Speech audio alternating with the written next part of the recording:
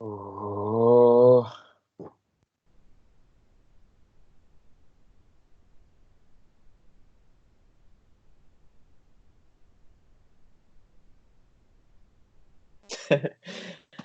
Hello and welcome along to the latest Forza Italian Football Podcast. We're all still here despite all of the Serie A action not quite being here. I'm Conor Clancy, joining me as ever, Kev Pogorzelski. Kev, hello. Hi Connor, how you doing? I'm not too bad, thanks. I'm kind of locked into my city here in Parma, but it's other than that, everything's okay. Vito, you all good? Yeah, I'm all right, but I do feel kind of hollow because we've basically just watched half a round of football. So, yeah, it's going to be a unique podcast, but just got to go through it. But it doesn't feel the same, let's be honest. I mean, I would have loved to have seen the other games, but the Italian authorities did what they had to do. Yeah, it is weird, isn't it? Because as Kev was saying, it doesn't feel like a round of football has actually been played, but some of the teams at the top played, some of the teams at the bottom played. So we have a little bit from all over to discuss, but I don't know. It's going to be a strange one. Kev, is everything okay with you? Yeah, I think it's because today, because we usually pod on a Monday, and that's usually when a Sunday, and that's when the majority of the games are, and we've only seen 2 games. So it doesn't feel like there's been 6 games this weekend, and it's just a little surreal. No, well, we're actually recording now when a game would usually be being played, and because of this, I'm actually able to go and have a drink and socialize with people after we record. So this is really unusual. I don't really know what's happening, but let's just take it as it comes. We'll start, I suppose, as we tend to, at the top of Serie A. Juve went away to Ferrara. They played Spal. They won 2-1. Cristiano Ronaldo scored for the 11th consecutive Serie A game. Vito, he's leveled Gabriel Batistuta and someone else's record. Oh, that's right. That terrible striker, Fabio Quagliarella, who I think did it last season. Yeah, really poor. Yes. But it's an impressive record for the Portuguese. Oh, absolutely. And I know that we use his age a lot, but to do it at 35, that's still pretty impressive. Okay, Quagliarella was 36, so again, his record was still incredible, but just shows, for Quagliarella and even with Ronaldo, they're the type of guys that age gracefully. And Ronaldo, he's still kept himself in good condition. He's helping this Juve team maintain its domestic dominance, and I also do feel that he probably could have even scored quite a few more goals in this game, because he did score with that trademark header of his, but there were probably a few other chances that he could have put away to really add some extra gloss to this victory. Yeah, Kev, have you got any superlatives to describe Cristiano after this record? Well, I was trying to work out then if Vito was putting Quagliarella in the same bracket as Batistuta and Cristiano, but of course he is. Why shouldn't he? But wow, you know my views. He hasn't had the chance to add to his tally this year, so we'll wait until the rearranged games have gone by. But no, I think the fact that sometimes these records that Cristiano hits just pass you by is because of just how good he is. And although I suppose I am a slight fan of Messi more than Ronaldo, the fact that he scores 4 this weekend makes those people that like to sort of have the who is the greatest argument come out from underneath the woodwork, just fail to actually accept that he is, alongside Messi, probably one of the greatest footballers that our generation, putting myself in your generation as well, Connor, Don't do that. are likely to ever see. Incorrect, because how old are you, Kev? Well, I am a millennial. How old are you, Kev? I am 38. Okay, so you are 150% of my age. More, actually, but ish, give or take. You're not in the same generation as me, but you can cling on to that for as long as you like. Just because we speak on a weekly basis, Kev, it doesn't mean that we're pals, okay? I'm young at heart. You're younger than me at heart, to be fair. I think we've got something mixed up when we met in Turin all those years ago. Something got swapped over. I became old and you became young. It's not quite worked out too well for me, but anyway, let's get back to the football, shall we? Cristiano Ronaldo. I've seen him a few times since he's come over to Italy, obviously. I don't think I had seen him play in the flesh before he moved to Juventus. This was the first time, Vito, that I watched him and thought, I'm actually looking at one of the greatest footballers the game has ever seen. There was just something about him and the way he was moving. He seemed a lot more up for this than I've seen him before. And am I just reading a little bit too much into that, or is he warming up nicely for the Champions League, getting to its decisive stages now as well? I'd like to think that he's warming up for the Champions League. Like I said, he did have quite a few chances to score, and there was another chance in particular near the end where he took a free kick, hit the crossbar, and with the rebound, he had to go on the volley. Unfortunately, went straight to Etri Berisha, but even if it was the original free kick or the volley on the rebound, they would have been superb strikes, and more superlatives would have come up. Overall, in his general play, I still thought it was pretty good, and there was even one moment I noticed where he still brought out some of the old step overs. It didn't work out at the end, but to have the audacity to do what he did just reminded me of when he first went to Manchester United all those years ago, and that seemed to be all we did, and that was his way of trying to bamboozle players. So we saw a bit of what we've become to know of Ronaldo, and then also a little bit of what he was known for when he had first emerged, at least in the major leagues. Kev, question, one word answer. Who's better, Quagliarella or Cristiano? Cristiano. No, incorrect. All right, moving on. Paulo Dybala was definitely Juve's most important player in this game, as he has kind of established himself as under Maurizio Sarri this season. And again, Kev, you just keep thinking back to the summer when Juve were desperately trying to get rid of this guy. What were they thinking? Yeah, I have no idea, because regardless of how he may have performed the year before this, he's got youth on his side. He's a clearly superbly talented player. This year, I think that has sort of kind of got to him, the fact that they were willing to move him on this summer, and he's been so influential at times for Juve. There's been games where if you were to watch the highlight reel of a Juventus game, it's almost all Dybala. Yeah, he's obviously a special talent, and we saw him take kind of a leadership role last week when he kind of told the Curva to shut up because they were whistling players, and he did it more with his ability this week. He was taking the ball, he was dropping deep, he was playing incredible passes. He put one ball through for Cristiano to score with in the first half, which was right in front of the press box, and the pass was superb. Obviously, the goal went in. It was ruled out for offside, rightly so. Cristiano was, I think, the length of a foot off. But he's just so good to watch when he's on it like that. And in the second half, I think it was in the build-up to the goal, actually, he came in and played a ball down the right to Cuadrado, and then he assisted Ramsey's goal. And Ramsey is another person who caught my eye here.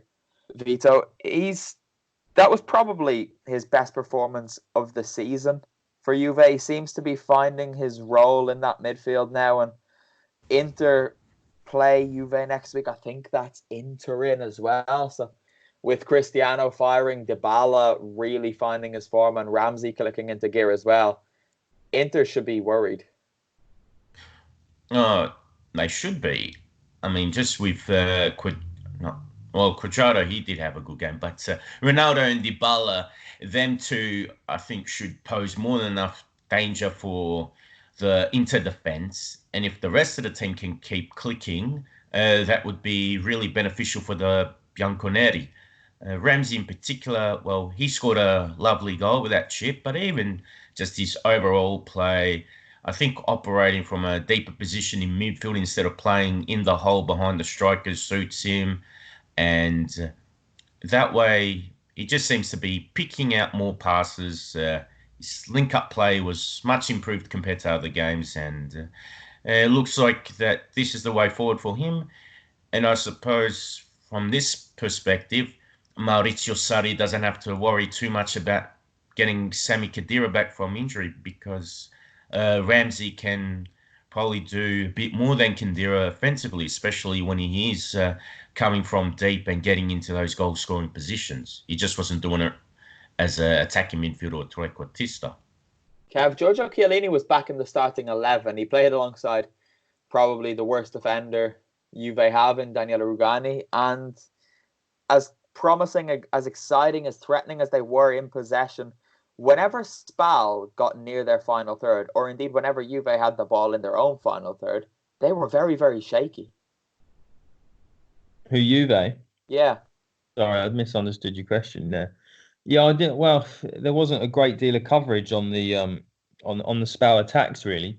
I think if they were as bad as that, you'd be a little bit worried for the Champions League. But then, you take it with a pinch of salt because, as you said, Rugani is arguably their worst central defender, and Chiellini's barely played any minutes at all apart from coming on last week for Juve. So it could be a sign that they may concede midweek, but again, Chiellini's one of those players that when the chips are down, you kind of expect him to become this wall for the Champions League knockouts for Juve this week. Kev, can you work out why Rugani's still at Juventus? Because I can't. Well, it's not just in defence. There's players like Khedira, like Emre Can, who only went in January, that Juve just couldn't move enough chess pieces to restructure the squad and get rid of players. And maybe nobody came in for them. Maybe they came in and the initial discussions were not what Juve were willing to discuss with regards to a fee, or maybe what he's willing to entertain as a salary. And I think a huge club like Juve, you'll always find players that will either stick around because of what they're earning or the personal circumstances suit them, or maybe nobody just comes in for them. And then you effectively you've got to use what you've got there, even if it is sparingly and every now and again. And let's face it, they're playing a team that are relegated. This was a further nail in the coffin, so there was no real risk playing him. That's strange, right? We'll move over to Spal now because it does look like they're doomed. We said it last week. They're on 15 points. Samper 17th on 23. 8 points is a big gap to overcome at the top of the table. Never mind at the bottom of the table when you've only picked up 15 and 25 so far. To turn that margin around, it doesn't seem likely. But I still haven't seen Spal play badly this season. So I can't quite work out what is actually happening there. Every time I've seen them, they've played quite well. And I've not watched them as often as I've seen other teams. But they can pose a threat. They can be solid at the back. Less so now with Di Biagio in charge and not Semplici. But I can't quite work it out. I don't know what's happening here, Vito. Well, even on the Di Biagio, when I look at that lineup, he seems to have some players in decent enough positions for his 4-3-3 to work. I think it's just more, I suppose some of it's just down to squad quality that after a while under Semplici, maybe they just, needed a fresh change. But ultimately, Spal's problem since they've returned to Serie A is that they haven't really been clinical enough. Petagna has been excellent, but aside from Petagna, there aren't enough contributors. Mattia Velotti, he's the kind of guy that can come from midfield and score goals and chip in here and there, but he's someone that needs to do it enough. Alessandro Murgia, who usually features, it seems that he only scored goals when he was at Lazio, and he only did it against Juventus. Everyone else, I don't think he was scoring much himself. And Federico Di Francesco, he hasn't really settled in at Spal. He's had his moments, but he's had injuries too. So it's very hard to pinpoint where the other goals are going to come from if Petagna's not scoring. And ultimately, that's probably going to be the downside, that without Petagna, there isn't that other source of goals, or there aren't other avenues to goal. Players who are going to chip in, whether it be from open play or from dead ball situations. Kev, does Battaglia get into the Italy squad at this rate? He's got 10 goals for a team who, how many have Spal got in Serie A this season? They've got 19. So he scored more than half of their Serie A goals. And it's not like they create too many chances. Is he deserving of a place at the European Championship? I think his own personal performances would be deserving of a place. I think the second part of that question is then, how does Mancini want to play with the national side? Is he looking for a Battaglia type player, and then also what else is ahead of him? But certainly his personal performances for Spal would, even with them being, bottom of the table, would mean he's got to be in the discussion. I think he should go, even if he's not quite fitting in with how Mancini wants to play. He's not a bad backup option. He's a monster, and he can just absolutely terrorize anyone he plays against. I mean, he gave Chiellini a difficult time. I know the goal came later on, but he had trouble in the first half as well. But yeah, everyone knows what I think of Andrea Battaglia, so we'll leave that there. Spal, big trouble. I'm going to see them again this weekend, provided Serie A goes ahead. We don't actually know what's going to happen. There are talks that the games this weekend are going to be played behind closed doors, but we'll have to just wait and see. If it's behind closed doors, I'm pretty sure Spal are in Parma, so that's just up the street from me, so I can make my way there. But if I have to get a train anywhere, it's probably not going to be happening. What's next? Lazio. Lazio went away to your hometown, I suppose, Vito and Genova, not to play your boys, though, to play the others. And it was a great game, and Lazio came out on top. A big signal, Vito, at a ground that they've usually struggled at, that they're up for it. Yeah, they're certainly up for it. And also, I felt that although they were winning by 2 goals, there were moments where the Grifone did give Lazio a bit of a scare. They did have the few chances. They tried to search for an equaliser, but in these cases, Lazio showed that they've got the quality to change the game around and turn things in their favour. They converted their chances, and that was even with Felipe Caicedo squandering a good enough chance to make it 2-0 early on.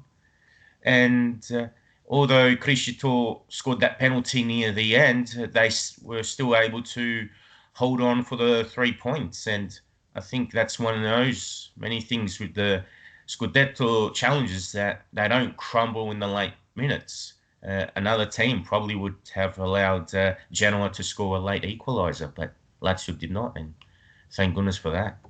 Kev, another example of Lazio winning again, and once more in another way.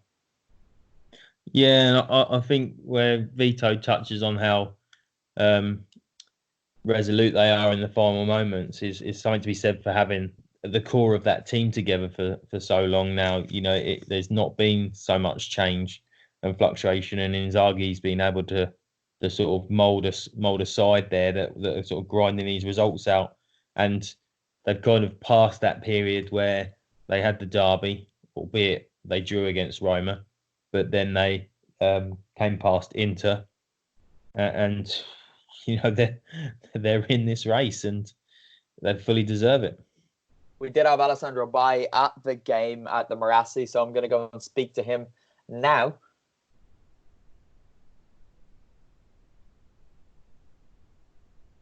Kev, do you want to laugh at the people on YouTube who don't get to hear #FIF at the games in action? Or me, because I've rarely listened to myself back. Don't say that. Don't say that on air. I don't understand my own voice. I'll send you Alessandro's little bit. I can't believe you just admitted to that. Vito, do you want to? That's no worse than you Grandad stood up. Yeah, no, I nearly called him Alistair when I was speaking to him too. Vito, tell the YouTube people what they have to do to listen to Alessandro and #FIF at the games. Well, there are a number of options. Well, for FIF at the games, obviously go into Twitter, as there'll be people like yourself and a few others at the games giving a 1-minute summary of what just happened. Then, of course, if you want to listen to the audio version of the podcast, it will be uploaded onto the Forza Italian Football website. Otherwise, you can listen to it on Spotify. Good man. Excellent. See, Kev, he's a company man. He knows what he's doing. Okay. Good PR. Brown nose. Kev, I have a question for you. Yes. Is there any other English-speaking Italian football website, podcast, YouTube channel, Instagram account, Twitter account that goes to Serie A games every week? No, we're the only one, aren't we? We are the only ones. Good answer. You've learned quickly. Good boy. AC Milan went down to Florence while they were allowed to leave the city. They drew 1-1 and everyone's angry at the referee, Kev. But was it the referee's fault they threw away a 1-goal lead against 10 men and a side who are, in truth, pretty poor themselves? No, it was Milan's just mediocrity, which probably should be the title of their season review DVD. I do feel a little bit that the VAR, which picked up the ball striking Ibrahimovic's arm when his goal was disallowed, is harsh, soft, whatever we want to use. It's not. These are the rules. Exactly. It's literally the rule. Yeah. In another era, we wouldn't be discussing it, but we are in this era. Yeah, they are the rules. So stop moaning, Milan fans. Handling the ball. It is an offence if a player deliberately touches the ball with their hand or arm, including moving the hand arm towards the ball, or gains possession, control of the ball after it has touched his arm, and then scores in the opponent's goal or creates a goal-scoring opportunity. Did or did not Zlatan Ibrahimovic have the ball hit his arm and then score a goal? Yes, and yes. I think that's a lovely tattoo you've got. What tattoo? Of that rule written on your arm. It's on my phone. I've got the internet, Kev. Italy hasn't completely shut down yet, but I mean, it's literally the rule. There can be no arguing with that, and I don't get it. The penalty one, Vito. I'm not sure what you thought about this, but the referee gave the penalty. He thought it was a foul, and just deal with it. Yeah, I was surprised with that because I thought that was a pretty good tackle by Romagnoli. So I thought he got the ball, and just as he was sliding, he managed to get contact with Cutrone as well. So I think in that moment, Calvarese, the referee, he should have went to VAR and just double-checked, but he seemed pretty confident. And generally, I think Calvarese is a decent referee, but this is probably the worst performance I've seen from him. That being said, just because he had a poor game refereeing doesn't disguise the problems that Milan have on the pitch. I wouldn't have said it was a good tackle, but I would have argued that Cutrone wasn't exactly in control of the. He kind of made the most of the challenge coming in. He sort of went to step across Romagnoli because he knew the tackle was going to be coming in, and neither, if you like, got full solid contact, on the ball or control of the ball, but. It is what it is. Like Vito's just said, the Milan fans are just in the flip side. They sort of talk about all these new signings as if they're the best thing since sliced bread, and they're going to be the person that's going to transform them into a side challenging for European places. And and then they have dodgy. Well, not they just have refereeing decisions go against them, and then suddenly it's everybody's fault apart from their own. Yeah, they're absolutely infuriating, to be honest with you. But I don't know. Stefano Pioli got a nice welcome back to the Artemio Franchi, which you very much like to see. The circumstances that he had to negotiate his way through during his time in Florence were far from ideal. Obviously, being the man in charge when Davide Astori passed away tragically, and he steadied that ship and did an okay job with them until being dismissed. So it was quite nice to see that football fans aren't always terrible and that they can sometimes have a heart. But Fiorentina, Vito, are there any positives here? They fought back with 10 men, but then they looked terrible when they had 11 men on the pitch. Yeah, it was just one of those paradoxical things, I suppose, with Fiorentina. Just watching Fiorentina play, they didn't look particularly inspiring going forward, and even defensively, I've probably even seen better from them this season in terms of keeping things tight at the back and so forth. But it just was one of those perplexing things that even once Dalbert got sent off and Castrovilli was taken off for Cutrone, they looked like a different team in those last 25 minutes or so. And they probably could have gone on to win the game, but Asmir Begovic, who took the place of Gianluigi Donnarumma in the second half, he made some important stops, and he probably denied Fiorentina the victory. Otherwise, if Donnarumma was still in goal, Donnarumma sometimes has those games where he makes some bizarre errors and could have cost Milan the game. But yeah, now we're just coming to the point we're just theorising and thinking of the what ifs. Kev, do Fiorentina have the worst defenders in Serie A? Well, last year they had the worst midfield. Now we're giving them the worst defenders, are we? No, probably not quite that bad, but they're in a sort of similar bracket as Milan. And again, doing the fans, I remember at the start of the season where they were lauding the players that they brought in. But they just never seem to get themselves organised and to make an actual solid push on anything above mid-table. I think these two clubs, are the exact same. They've got the strange online fan base who think they have a divine right to be so much better than they actually are. And whenever there's any sign of someone coming in who could potentially lift them to a level above what they are, they act as if they are the greatest thing in the world and as if they are a complete savior, when really most of the players that both of these clubs sign now are just quite good, if not slightly better than average. They've both done it with aging footballers this year. Ribery came in and that was, the saviour for Fiorentina, ignoring the fact that he's in his mid to late 30s, he's 36 now, and then Ibrahimovic comes in for Milan. It's like, what do these people expect from somebody who's, at that age, regardless of their obvious talent? Yeah, I don't know. They both got good goalkeepers though, so there's that at least. And let's move on, shall we? Napoli went to Brescia. They won 2-0. Fabian Ruiz, what a goal, Vito Doria. Oh, superb strike by Fabian Ruiz. He scored something similar about a week or two ago when Napoli played Inter in the Coppa Italia semi-finals and won that game. And this time he was the hero once again. He's got fabulous technique. I mean, excellent passing range and all that. He likes to mix it up with his passing. It's not just a square ball or anything like that.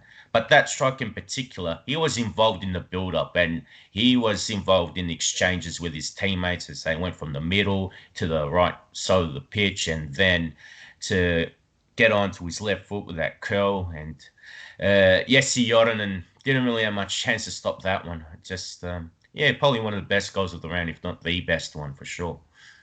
Yeah, and he did it recently as well, wasn't it? In the, I've completely forgotten every bit of football that's ever happened. In the Coppa Italia, wasn't it, against Inter when he scored another really nice goal, having not done all that much all season. Kev, what's funny? Vito just referenced that very goal. Were you not listening? No, I was trying to count what matches were not played. I lost my mind for a little minute, so apologies. Maybe I'll edit this out. Maybe I'll just leave it as is. Brescia, in the same boat as Spal. I think we said this last week, Kev, but they're 7 points off safety themselves. They're done. Yeah, I mean, I see Brescia as going down, and it was, when if we pull Spal into the conversation ever so quickly, it's at the end of the game where they say that Brescia's got 2 points out of possible 24, and something inside me made me think Spal could get out of it, but Brescia couldn't. But then when you realise that Brescia have taken that few amount of points from those available, that if Spal cannot even get above them and overturn that, both are ultimately doomed this season. I do actually agree that Spal are more likely to stay up than Brescia are. Maybe it's just because they know what they're doing that little bit more, but there is only one team in Serie A history, I think, who have ever recovered and survived from this low of a point. And it wasn't too long ago. Remember Crotone in 2016-17? That remarkable comeback. Who knows? Maybe Spal or Brescia can do that. And I don't know. I don't think so. Anyway, sorry. I tried to get excited and then completely convinced myself that I was wrong while I was speaking. Roma beat Lecce 4-0. I definitely didn't see this coming, Vito. Did you? No, especially with the latest form slump, Roma, and also with Lecce's recent run of wins. I was a bit surprised because looking at the lineup, they still had Virtu and Cristante as that midfield pivot there, that duo that's in front of the defence. And Gianluca Mancini, look, he's a good central defender, but I think a few times he was getting exposed because there wasn't the Iwara at defensive mid, and with Florenzi gone on loan to Valencia, and they tried Santon there. I think Santon's been terrible. I think that made things worse for Mancini. But somehow the Virtu-Cristante duo worked out fine. Bruno Perez played at right back from the start instead of Santon, which I think that alone is something worthwhile. But I think the front line, they managed to click into gear. Mkhitaryan had a top game. Dzeko had another fine game. I was involved in about 2 or 3 of the goals. And Cengiz Ünder opened the scoring with a lovely goal. So a bit of flashbacks from his time when he was playing under Di Francesco and looked like he was going to break through as one of the premier wingers in Serie A. Kev, Roma have closed the gap to them between themselves and Atalanta to 3 points now. Of course, Atalanta didn't play. I suppose that's good news for them. It gives them that little bit of positivity. Yeah, it's certainly positive from their point of view. I think there was a little bit of the perfect storm about this game where Roma have been subpar for so many weeks that couldn't continue forever, whereas Lecce have been punching well above their weight in a number of games in the last sort of 3 to 4 weeks, and they almost reverted to where their position in the league and the points that they've got probably indicate they are, and that just came together for this sort of resounding victory for Roma. But whereas I think Lecce will probably sort of brush it off, actually Roma winning with this margin of victory can prove enough to keep them kicking on to try and keep chase with Atalanta. Yeah, of course. Well, Atalanta's game with Sassuolo, as well as Verona Cagliari, Torino Parma, and Inter Sampdoria were postponed because of the coronavirus, and we don't know when those games are going to be played yet. Obviously, Atalanta's game and Inter's game is probably largely dependent on what those two teams manage to do in Europe. Torino Parma and Verona Cagliari will be a lot easier to accommodate in the calendar, but it's hard to really cast too much judgments on what's happened in Serie A this weekend, given the context at both the top, the race for fourth, and at the bottom. It's still unknown because Inter, Atalanta, and Sampdoria didn't play. So that brings us to the end for this week, guys. Nice and short pod because we've only had half a round of fixtures. Any final thoughts before we disappear? Yes. Oh, of course you do. I told you last week that Atalanta would score 3. Vito owes me a beer when I next see him. And you told me you were very sceptical, Connor, but I think you were trying to hold back any optimism as a Atalanta fan. So I just want to put it on record. Vito owes. Okay. We'll be calling that in. What happens And I'm then? willing to honour my bet. But realistically, probably not going to see Mr. Doria until the summer. So what happens what happens when Quagliarella scores his 15th goal of the season? Does Vito just buy me a beer? Or are you still going to want one and then buy me one? I think if Quagliarella doesn't hit 15 goals, Vito owes me 2 and you owe me 1, Connor. No. Is that not just between me and you? Is he in on that too? All right, okay. Well, maybe we could change this beer into an Atalanta magnet, but let's not get on that at the end of the pod. No, let's not get on that again. You mean they've listened to that far too many times. But no, you should be worried that this game, the Sampdoria game, was called off because Quagliarella gets better the older he gets, right? So the fact that this game hasn't played means by the time he plays it, he will be older than he would have originally been when the game was played. So he's going to score twice as many goals. So that penalty now becomes 2 penalties. So you're in trouble, Kev. Yeah, we'll see. Thanks, everyone. Head over to ForzaItalianFootball.com to read all of our stuff. We've got opinion pieces, news, podcasts that you're listening to, unless you're watching on YouTube. Then head over and listen to the podcast and you'll hear Alessandro. See, I do know his name. And yeah, we're at games every week. Even if fans aren't allowed to go to games, we'll probably be allowed to go to the games next week. So speak to you soon. Say goodbye. Bye-bye. Ciao, ciao. Well, what would you do if I said I've not been recording any of this? I would just said an elongated no. Well, at least it's